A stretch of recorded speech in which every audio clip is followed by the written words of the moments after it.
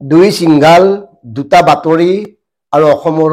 সংবাদ মাধ্যম আমি ডিকে বিভেক্টে উদাহৰণ হ দুটামান কথা দেখুৱাই দিম সিদ্ধান্ত আপোনালোকে ল'ব এই কাৰণে কৈছো যে অশোক সিংঘালে ভাওনাক অপমান কৰাক লৈ যি ধৰণে তীব্ৰ চৰ্চা চাৰিওফালে হৈছে এটা আমাৰ প্ৰশ্নটো হ'ল আমি সাংবাদিক গৰাকীক বিশ্বাস কৰিব পাৰোনে সাংবাদিকৰ মুখৰ কথাত বিশ্বাস কৰা উচিত নে অশোক সিংঘালে যে ভাওনাক অপমান কৰিছে কোনো ভিডিঅ' বা ফুটেজ আমি পোৱা নাই আৰু এটা কথা স্পষ্ট কৰি দিওঁ অশোক সিংঘালৰ দৰে এগৰাকী ৰাজনৈতিক নেতাক কিয় ভাওনালৈ নিমন্ত্ৰণ কৰিব যাব লাগে নিমন্ত্ৰণ কৰিবলৈ গৈছিল নে চান্দা বিচাৰি গৈছিল এই কথাটো স্পষ্ট হ'ব লাগে সাংবাদিকসকলে মাজে সময়ে বিভিন্ন অনুষ্ঠান পাতে ভাল কথা আৰু আজিকালি অনুষ্ঠানৰ সংখ্যা বহুত বেছি বাঢ়ি গৈছে আৰু প্ৰায়ভাগ অনুষ্ঠানৰে বিশিষ্ট অতিথি ৰাজনৈতিক নেতাসকল আমি লক্ষ্য কৰিছো গতিকে এতিয়া আমাৰ কথাটো হ'ল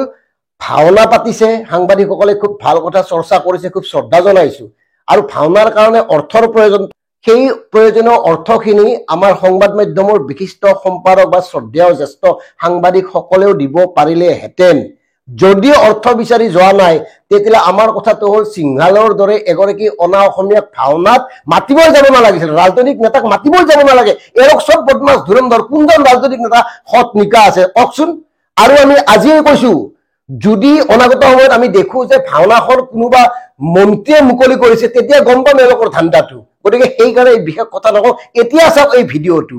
ভিডিঅ'টোৰ প্ৰমাণ আছে অথচ এওঁ বিশেষ সিংঘাল এগৰাকী ব্যৱসায়ীৰ পুত্ৰ পৱন সিংঘালৰ পুত্ৰ বিশেষ সিংঘাল এওঁ এক্সিডেণ্ট কৰি এগৰাকী আৰক্ষী বিষয়াক মাৰি পেলালে বিৰি ইনচিডেণ্ট মহতে লৈ গ'ল অথচ ফলোআপ বাতৰি নাই বিশেষ সিংঘালৰ দেউতাকৰ নাম বাতৰি কাকতসমূহে প্ৰকাশ কৰা নাই কেৱল ব্যৱসায়ীৰ পুত্ৰ বুলি কৈ থৈছে বিশেষ সিংঘালে পঢ়া অভিজাত বিশ্ববিদ্যালয় ৰয়েল গ্লোবেল ইউনিভাৰ্চিটিৰ নাম দিয়া নাই কিয় দিয়া নাই এই কথাবোৰে চাওক এই কথাবোৰ চিন্তা কৰক বিশ্লেষণ কৰক আৰু এগৰাকী সাংবাদিকৰ মুখৰ কথাক লৈ এনেকে ৰৌজাল বৌজাল কৰাটো কিমান যুক্তিসংগত এই কথাটো চিন্তা কৰক এনেকুৱা হ'ব পাৰে নেকি যে আজিকালি সাংবাদিকসকলৰ কাৰণে ৰাজনৈতিক নেতাসকল অতিষ্ঠ হৈ পৰিছে মন্ত্ৰীসকল অতিষ্ঠ হৈ পৰিছে কাৰণ সাংবাদিকৰ একাধিক সংগঠন আছে তেওঁলোকৰ আপোনাৰ কিবা নহয় কিবা এটা অনুষ্ঠান থাকেই বাৰ্ষিক অধিৱেশন থাকেই স্মৃতিগ্ৰন্থ মুকলি বিভিন্ন ধৰণৰ অনুষ্ঠানত অৰ্থৰ প্ৰয়োজন হয় আৰু তাৰ বাবে মন্ত্ৰীসকলক অতিষ্ঠ কৰা হৈছে নেকি এই কথাটো চিন্তা কৰি চাব পাৰে এই কাৰণে চিন্তা কৰি চাব পাৰি বেছিভাগ অনুষ্ঠানৰে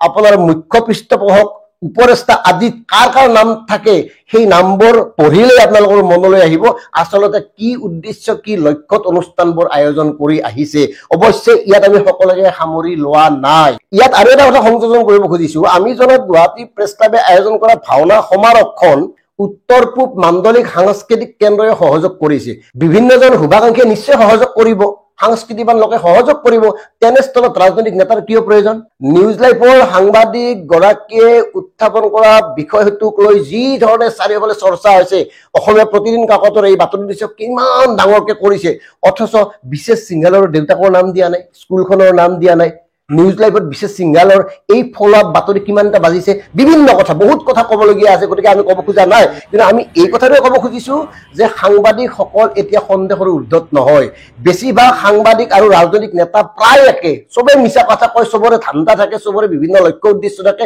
সেইকাৰণে সাধাৰণ জনতাই বেছিভাগ সাংবাদিককে এতিয়া বিশ্বাস নকৰা হৈ পৰিছে কিয় নকৰে এই কথাটো ইতিমধ্যে প্ৰমাণিত হৈছে গতিকে আমাৰ এটাই কথা হ'ল আমি লাগিব লাগিছিল ক'ত লাগি আছো ক'ত এতিয়া লাহে লাহে যি দেখিছো যাৰ টকা আছে যাৰ ক্ষমতা আছে তেওঁলোকৰ সন্মুখত সকলোবোৰে নিজকে সমৰ্পণ কৰিবলৈ প্ৰস্তুত হৈ পৰিছে এনেকুৱা এটা পৰিৱেশ বৰ্তমান সৃষ্টি হৈছে কিন্তু তাৰ বিপৰীতে সতৰ বিপৰীতে যিসকলে সততা আৰু সাহসেৰে এই সকলোবোৰ দুৰ্যোগ বা সকলোবোৰ প্ৰত্যাহ্বানৰ মুখামুখি হ'ব খোজে তেওঁলোকলৈ আমাৰ এটা বিশেষ অনুৰোধ আছে এই কথাবোৰ মুকলিকৈ উপস্থাপন কৰক এই কথাবোৰৰ প্ৰতিবাদ কৰক এই কথাবোৰ দেখুৱাই দিয়ক কোনোবাই শুনিব নুশুনে নাই কিন্তু আপুনি আপোনাৰ দায়িত্ব পালন কৰক ধন্যবাদ